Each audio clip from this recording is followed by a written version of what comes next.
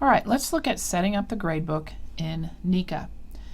When you want to set up your gradebook for the first time, you go down and choose the gradebook selection here on the left, and this is what you should see when it opens up. It allows you to get started setting up your gradebook. Now you can change the name of your gradebook, and what that does for you is when you export it, it'll keep that name. So I'm going to call it the Practice Course Gradebook. You don't have to change the name, but if you change it to the particular course name, anytime you export you'll have that. We can organize in 3 different ways in our gradebook. We can choose to have no categories, which is if you're going to use points and you don't have too many different items in your gradebook, this is a great choice. You can choose to have categories, which is essentially folders. So you can have a quiz category, a homework category, a test category, etc. But what you can do within the categories is you can actually choose to drop the lowest grade or drop the 2 lowest grades, which is a nice feature if you do that. And then you can choose to have weighted categories, which is if you use a weighted grading system. The thing to be cautious about is you have to set up the categories so that they total 100%. And then within each category, your assignments have to total 100% also. I'm going to choose to have categories, and then I can choose to enter points, percentages, or letter grades for my grading system. Now I'm a points person myself, but if you prefer to enter percentages, you just have to be sure to enter a percent from 0 to 100, and then if you're actually weighting, it'll throw that into the calculation as well. Or you could choose to put letter grades from A plus down to F or a 0.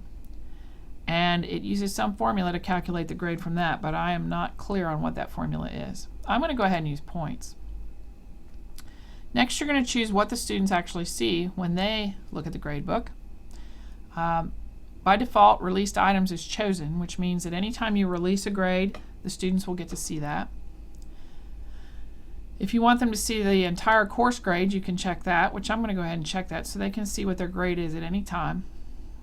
You can choose to show them the mean of the class, the median of the class, and the mode of the class, as well as their class rank, and any statistics for each item that you put in the gradebook. So choose what you want them to see when they look at the gradebook and hit Save and Close. Now here's our new gradebook.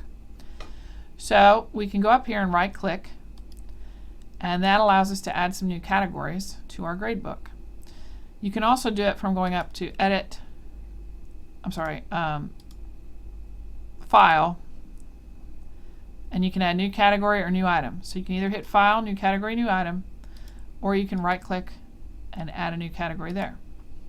So we can add homework, and we can choose whether we want to include it in the grade or if this is extra credit, and whether we want to release the scores or not, or you can actually do that later on your own.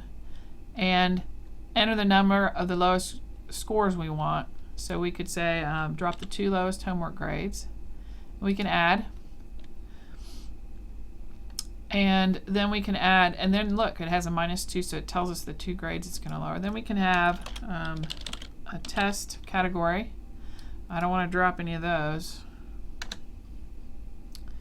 and we can add that, and we can just keep adding. So we can go up here and we can add a quiz category, and I'll drop 1 of those.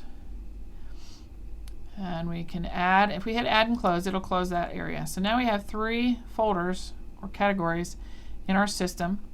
Now you can right click on any one of these and you can actually add a new grade item. So we could add a grade item and call it homework 1. The default is 100 points, but I only want this to be 10 points. We can choose a due date for this to be due, whether we want to include it in the calculation of the grade, whether this is extra credit or not, and then this is very important. This tells us that if we leave this blank, it will not include it in the calculation. If we check this, then a blank will be included as a 0. So you have to decide whether you want to enter zeros on your own or you want to leave that unchecked.